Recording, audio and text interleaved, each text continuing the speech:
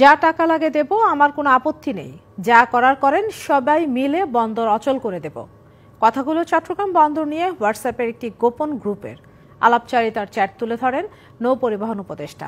এরপর শুরু হয় তোলপাড়। বলা হয় চ্যাটগুলো ছিল বন্দর কন্টেইনার হ্যান্ডেলিংয়ে প্রভাবশালী অপারেটর এবং একজন স্থানীয় রাজনৈতিক নেতার।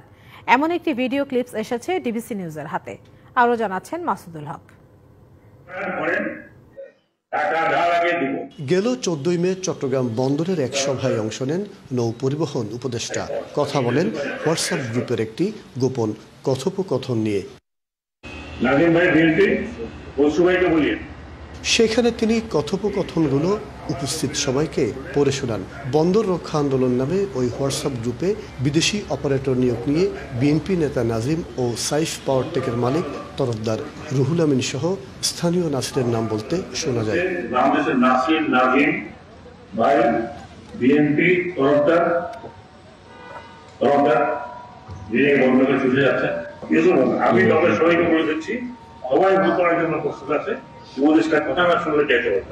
কথোপকথনে নাজিম সবাইকে নিয়ে রাতেই জরুরি মিটিং করতে নাসিরকে নির্দেশ দেন। অন্যদিকে রুহুল আমিন তরফদার বলেন, সবাইকে বোঝাতে হবে বিদেশি কোম্পানি এলে চাকরি চলে যাবে, তাই বন্দর অচল করে দিতে হবে। ইউসুফ বন্দর নাসির, তুমি আজকে দলের সবাইকে নিয়ে মিটিং করো আর জানাবে, আমাদের সময় থাকলে আমিও আসবো। তারা প্লাস সাইড পাওয়ার দেয়। এলএমই সার্টিফাইড বিশ্বসেরা কপারে তৈরি ওয়ালটন কেবলস, যা আপনার স্থাপনাকে রাখবে সব সময় নিরাপদ। হ্যাঁ, আমার স্টাফরা সহ মিলে বন্দর অচল করে দিবে।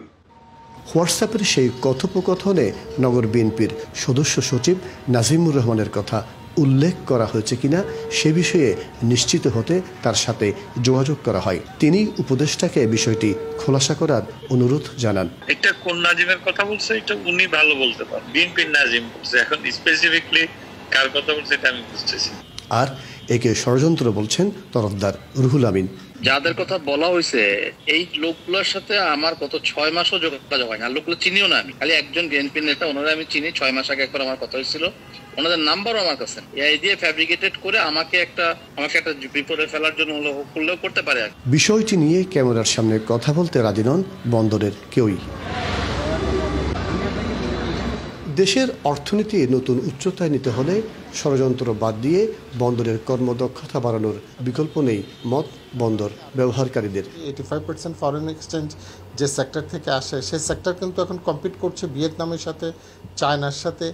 যেসব দেশের বন্দরগুলো কিন্তু বিশ্বমানের বন্দর, আর আমি কিন্তু বিশ্বমানের একজন অপারেটর আনতে গেলেই আপত্তি করব, তাহলে আমার এই বন্দর তো বিশ্বমানের বন্দর হবে না।